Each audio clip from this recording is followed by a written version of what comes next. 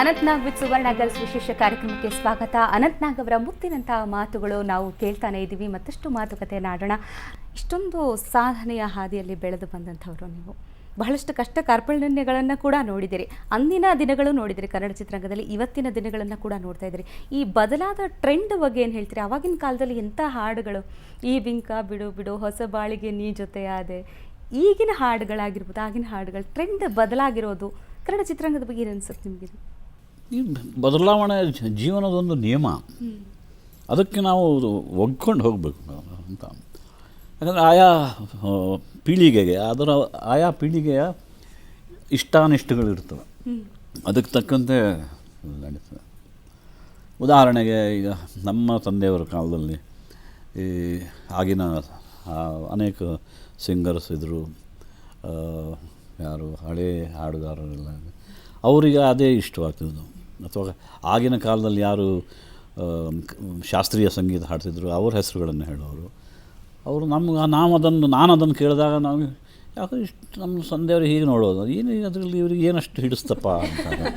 ಹಾಗೆ ನಮಗೆ ನಂತರದ ಸೊ ಹಾಗೆ ನನ್ನ ನಂತರದವ್ರಿಗೆ ಈಗ ನನ್ನ ಮಗಳು ಇದನ್ನು ಹೇಳಿದಾಗ ಅವಳು ಸೀಕ್ರೆಟಾಗಿ ಅಮ್ಮನ ನೋಡ್ಕೊಂಡು ಈಗೆಲ್ಲ ಅಂತಾಳೆ. ಯಾಕಂದರೆ ಅವಳಿಗೆ ಇಷ್ಟ ಆಗೋದು ಬೇರೆ. ಹಾಗೆ ಜನ್ರೇಷನಲ್ಲಿ ಎಲ್ಲ ಚೇಂಜ್ ಆಗ್ತಾ ಹೋಗ್ತದೆ. ಅದಕ್ಕೆ as elders we have to accept it. As youngsters it is left to them.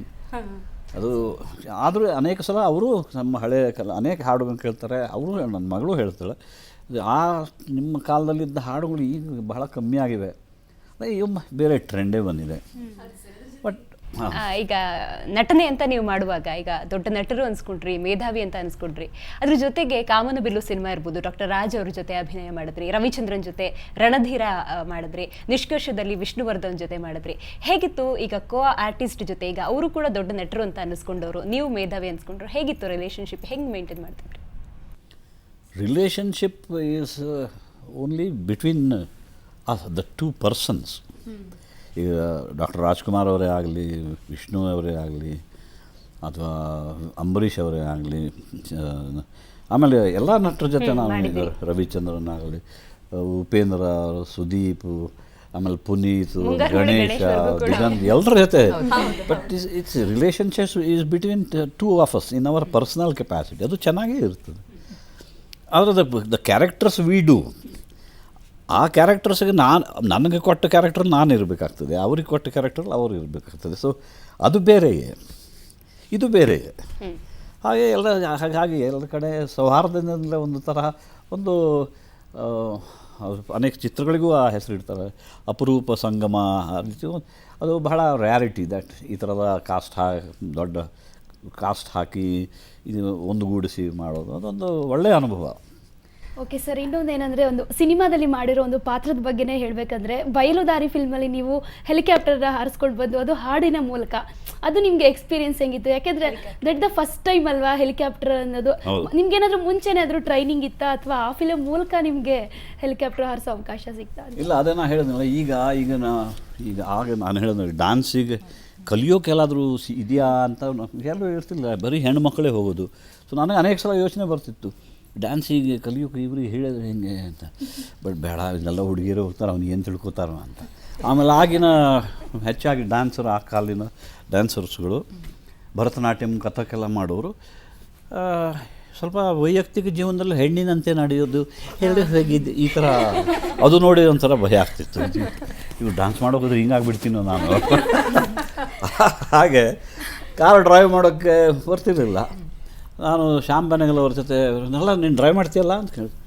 ಇಲ್ಲ ನನ್ನ ಎಲ್ಲ ಇವತ್ತು ಸಂಜೆ ಸೀನ್ ಇದೆ, ನೀನು ಡ್ರೈವ್ ಮಾಡೋದು ಕಲಿಬೇಕು. ಒಂದು ಕೆಲಸ ಮಾಡೋದು, ಅವ್ರಿಗೆ ಸ್ನೇಹಿತರಿಗೆ ಕರೆಸಿ ಒಂದು ಕಾರ್ ಸರಿಸ್ಕೊಟ್ರು. ಹೈದರಾಬಾದಲ್ಲಿ ಶೂಟಿಂಗ್ ಇತ್ತು, ಅದ್ರ ಹಳ್ಳಿ ಸ್ವಲ್ಪ ದೂರ ಇತ್ತು. ಇಲ್ಲೇ ಕಲ್ತ್ಕೊಂಡ್ಬಿಡು ಬೇಸಿಕ್ಸ್ ಎಲ್ಲ ಅಂತ ಅವರೇ ನಿಂತು ಎಲ್ಲ ಹೇಳಿದ್ರು. ಇದು ಫಸ್ಟ್ ಗಿಯರು, ಇದು ರಿವರ್ಸು, ಇದು ಸೆಕೆಂಡ್, ಹೀಗೆ ಇದೆಲ್ಲ ಹೇಳಿದರು. ಸರಿ, ಯಾರನ್ನು ಕಳಿಸ್ಲಾ? ಬೇಡ ಅಂದೆ, ನಾನೇ ಕಲಿತೀನಿ ಅಂದೆ. ಯಾಕಂದರೆ ಅವನ ಏನಾದರೂ ಆ್ಯಕ್ಸಿಡೆಂಟ್ ಆದರೆ ನನ್ನ ಪಕ್ಕದವನು ಅವನಿಗೆ ಯಾಕೆ ಸುಮ್ಮನೆ ಅಂತ ಹೇಳಿ. ಸೊ ಒಂದು 3-4 ಗಂಟೆಯಲ್ಲೇ ಕಾರ್ ಕಲ್ತ್ಬಿಟ್ಟು. ಹಾಗೆ ಹೆಲಿಕಾಪ್ಟರು ಕೂಡ ಹೇಳಿದಾಗ, ಇನ್ಫ್ಯಾಕ್ಟ್ ಇಟ್ಸ್ ವೆರಿ ಸಿಂಪಲ್. ಅಲ್ಲಿ ಜಾಗ್ ಸ್ಟಿಕ್ ಅಂತ ಒಂದು ಇರುತ್ತೆ, ಆಮೇಲೆ 2 ಪೆಡಲ್ ಇರ್ತದೆ. ಈ ಕಾರ್ ಡ್ರೈವ್ ಮಾಡೋದು ನನಗೆ ಅದು ಕಷ್ಟವೇ ಇಲ್ಲ. ಯಾಕಂದರೆ ಜಾಗ್ ಸ್ಟಿಕ್ ಏನಿದೆ ಅದು ಮೇಲೆ ಎತ್ತಿದರೆ ಹೆಲಿಕಾಪ್ಟರ್ ಮೇಲೆ ಹೋಗುತ್ತೆ, ಅದನ್ನು ಕೆಳಗೆ ಮಾಡಿದರೆ ಕೆಳಗೆ ಬರುತ್ತೆ. ರೈಟ್ ಪೆಡಲ್ ಅದು ಟರ್ನ್ ಹೀಗೆ ಆಗುತ್ತೆ, ಲೆಫ್ಟ್ ಪೆಡಲ್ ಹೀಗೆ. ಸೊ ಅದನ್ನು ಸಡನ್ನಾಗಿ ಮಾಡಬಾರ್ದು, ಬ್ಯಾಲೆನ್ಸ್ ತಪ್ಪು ಕೇರ್ಫುಲ್ಲಿ ಸ್ವಲ್ಪ ಮನಸ್ಸು. ನಾವು ಹಾರಿಸ್ಬೇಕು ಅಂದಾಗಲೂ ಕೂಡ ಭಾಳ ಎತ್ತರ ಅಥವಾ ಅಲ್ಲಿ ಹೋಗಿ ಹೇಳ್ತಿಲ್ಲ, ಕೆಲವು ಶಾರ್ಟ್ಸಿಗೆ ಮಾತ್ರ ಅವರು ಸರಿ ಇದ್ದಾಗ ಪೈಲಟ್ ಅವ್ರು ಹೇಳ್ಕೊಟ್ಟು ಅಲ್ಲೇ ಇರ್ತಿದ್ರು ಕೆಳಗಡೆ. ಒಂದು 10-20 ಅಡಿ ಮೇಲೆ ಹೋಗಿ ಶಾರ್ಟ್ಸ್ಗಳಂತೆ. ಹಾರೋದ್ರ ಬಗ್ಗೆ ಎಲ್ಲ ಮಾತಾಡ್ತೀರಿ, ಬಟ್ ನೀವು ಹಾಡೋದ್ರ ಬಗ್ಗೆ ಕೂಡ ಜನಕ್ಕೆ ಸಾಕಷ್ಟು ಜನಕ್ಕೆ ಗೊತ್ತಿಲ್ಲ, ನೀವು ಹಾಡ್ತೀರಾ ಅಂತ ಕೂಡ. ಸೊ ಸಂಗೀತ ಹಾಡ್ತೀನಿ ಇನ್ ದ ಸೆನ್ಸ್ ಈ ಭಜನೆಗಳನ್ನು ಹೆಚ್ಚಾಗಿ ಅಲ್ಲಿ ಕಲ್ತಿದ್ದರಿಂದ, ಆಶ್ರಮದಲ್ಲಿ ಮಠದಲ್ಲೆಲ್ಲ ಹಾಡಿದ್ರಿಂದ. ಈ ಕನ್ನೇಶ್ವರ ಮಾಮ ಮಾಡಿದಾಗಲೇ ಅದರಲ್ಲಿ ಕೆಲವು ಸಣ್ಣ ಹಾಡುಗಳ ತುಣುಕುಗಳಿದ್ದು ಅವುಗಳನ್ನು ಹಾಡೋಕ್ಕೆ ಅವಕಾಶ ಕೊಟ್ಟಿದ್ದು ಅಂದರೆ ಸತ್ಯು ಅವರು ಕನ್ನೇಶ್ವರ ಮಾಮದಲ್ಲಿ ಅದನ್ನು ಹಾಡ್ಕೊಂಡೋಗಿ. ಆಮೇಲೆ ಮಿಂಚಿನ ಓಟ ನಾವು ಚಿತ್ರ ಮಾಡಿದಾಗ ಹೆಚ್ಚಾಗಿ ಅದರಲ್ಲಿ ಸ್ವಲ್ಪ ನಾನು ಶಂಕರು ಒಂದು ಹಾಡನ್ನು ಜೊತೆಯಲ್ಲಿ ಹಾಡಿದ್ವಿ. ಆದರೆ ನನ್ನ ಅನೇಕ ಎಲ್ಲ ಹೆಚ್ಚುವರಿ ಹಾಡುಗಳಿಗೆ ಎಸ್ ಪಿ ಬಾಲಸುಬ್ರಹ್ಮಣ್ಯ ಕೊಟ್ಟಿದ್ದಾರೆ.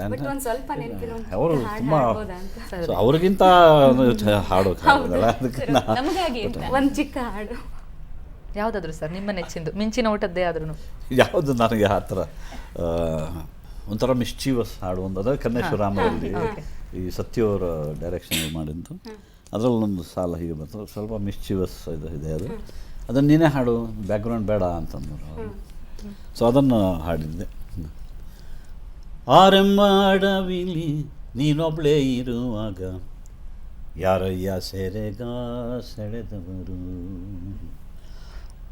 ಆರೆಂಬ ಊರಲ್ಲಿ ನೀನೊಬ್ಳೇ ಇರುವಾಗ ಯಾರಯ್ಯ ಸೆರೆಗ ಎಳೆದವರು. ಏನೋ ಮರ್ತೋಗಿದ್ದೀರ. ಅಲ್ಲ, ಮಿಸ್ಚಿವಸ್ ಅಂದಾಗ ಹೀರೋಗಳ ಬಗ್ಗೆ ಮಾತಾಡಿದ್ವಿ ಬಹಳಷ್ಟು, ಹೀರೋಯಿನ್ಗಳ ಬಗ್ಗೆ ಮಾತಾಡಿದ್ರೆ ಈಗಲೂ ಕೂಡ ಬಹಳಷ್ಟು ಮಹಿಳಾ ಮಣಿಯರೇ ಫ್ಯಾನ್ಸ್ ಇದ್ದಾರೆ ಅನಂತ್ನಾಗ್ ಅವರಿಗೆ. ಹಿಂದಿನ ಕಾಲದಲ್ಲಿ ಅಂದರೆ ಹಳೆ ಫಿಲ್ಮ್ಗಳು ನೋಡಿದಾಗ ಇಷ್ಟು ಪ್ರೀತಿ ಮಾಡೋ ಗಂಡ ನನಗೂ ಸಿಗಬೇಕಪ್ಪ ಅನ್ಸೋದು, ಈಗಿನ ಕಾಲದಲ್ಲಿ ನೋಡಿದಾಗ ಇಷ್ಟು ಅರ್ಥ ಮಾಡ್ಕೊಳ್ಳೋ ತಂದೆ ನಮಗೂ ಸಿಗಬೇಕು. ಅದು ಪಾತ್ರವಾಗಿದ್ದರಿಂದ ಅವರಿಗೆಲ್ಲ ಆಗನ್ನಿಸ್ತದೆ. ನನ್ನ ಗಾಯತ್ರಿ ನೀವು ಕೇಳಿದ್ರೆ ಅವ್ರ ಹತ್ರ ಬೇರೆನೇ ಉತ್ತರ ಸಿಗಬಹುದು. ಬಟ್ ಹೆಂಗೆ ಸಾಧ್ಯ ಸರ್ ಅದರ ರೊಮ್ಯಾಂಟಿಕ್ ಫಿಲ್ಮ್ಗಳನ್ನೆಲ್ಲ ಮಾಡುವಾಗ ಅದು ಹೆಂಗೆ ಸಾಧ್ಯ ಆಯಿತು ಅಂತ? ನೀವು ರಿಯಲ್ ಲೈಫಲ್ಲಿ ಹಂಗಿಲ್ಲ ಅಂತಂದ್ರಿ, ಅದು ಹೆಂಗೆ ಅಂತ? ಅದಕ್ಕೆ ನಟನೆ ತಂದೆಯಾಗಿ ಆ್ಯಕ್ಟ್ ಮಾಡಿದಾಗ ಬಹಳಷ್ಟು ಹೀರೋಯಿನ್ಗಳಿಗೆ ಈಗ ತಂದೆ ಆಗಿದ್ದೀರಿ. ಯಾವುದೇ ಪಾತ್ರ ಕೊಟ್ಲಿ ನಿಮಗೆ ಆ ಪಾತ್ರದಲ್ಲಿ ಇನ್ವಾಲ್ವ್ ಆಗಿಬಿಡ್ತೀರಾ.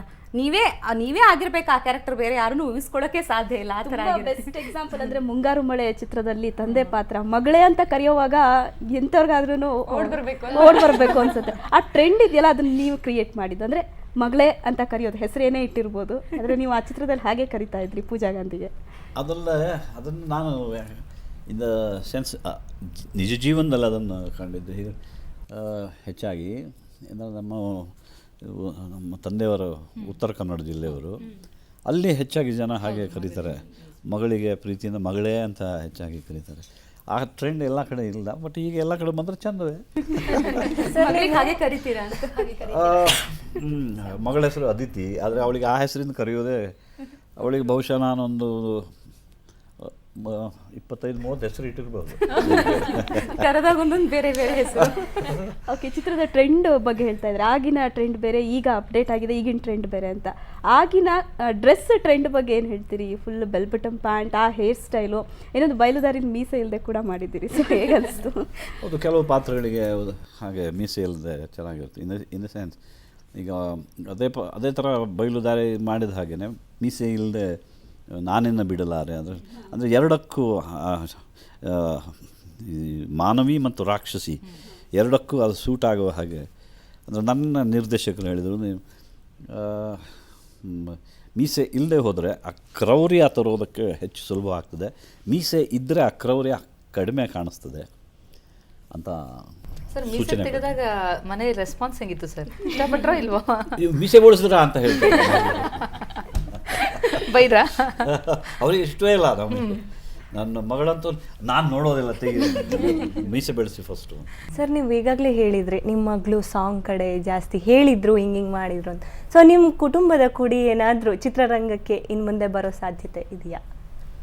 ಗಾಯತ್ರಿ ಕಡೆಯಿಂದ ನನ್ನ ಕಡೆಯಿಂದ ಏನು ವಿರೋಧ ಇರಲಿಲ್ಲ, ಮಾಡಿದರೆ ಇರಲಿ, ಯಾಕಂದ್ರೆ ನಾವಿಬ್ಬರು ನಟರು ಅಂತ ಇತ್ತು. ಬಟ್ ಅವಳು Kathak ಕಲಿತಿದ್ದಾಳೆ.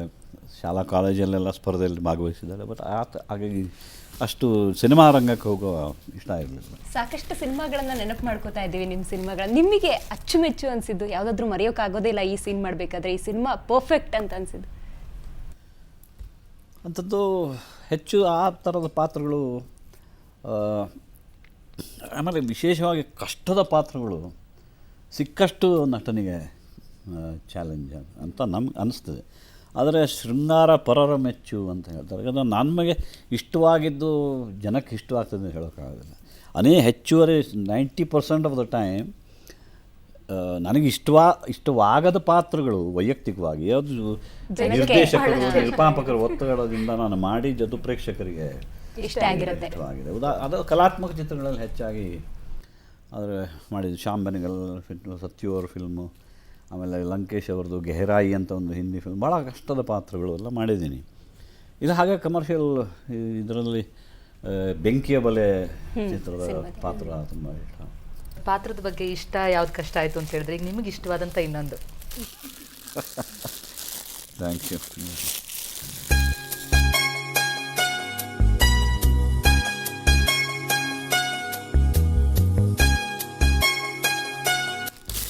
No, grapes are not sour. Thank you. ನಿಮಗೆ ನನಗೆ ಇಷ್ಟವಾದ ದ್ರಾಕ್ಷಿ ಇದೆ. Thank you very much. Okay, ವೀಕ್ಷಕರೇ ನೋಡ್ತಾ ಇದ್ದೀರಿ, ಅನಂತ್ ಅವರಿಗೆ ಇಷ್ಟವಾದಂಥದ್ದು ಕಷ್ಟವಾದಂತಹ ಪಾತ್ರಗಳ ಬಗ್ಗೆ ಮಾತನಾಡಿದ್ರು. ಹಾಗೆಯೇ ತಿಂಡಿ ತಿನಿಸುಗಳಲ್ಲಿ ಯಾವುದೇ ಇಷ್ಟ ಅದರ ಉಡುಗೊರೆ ನಾವು ಕೂಡ ಕೊಡ್ತಾ ಇದ್ದೀವಿ. ಅದೇ ರೀತಿ ಇನ್ನಷ್ಟು ಮಾತಾಡೋದು ಬಾಕಿ ಇದೆ ಅನಂತ್ ಅವ್ರ ಜೊತೆ, ಅದು ಕೂಡ ಮುಂದುವರಿಸೋಣ ಒಂದು ಪುಟ್ಟ ಬ್ರೇಕ್ನ ನಂತರ.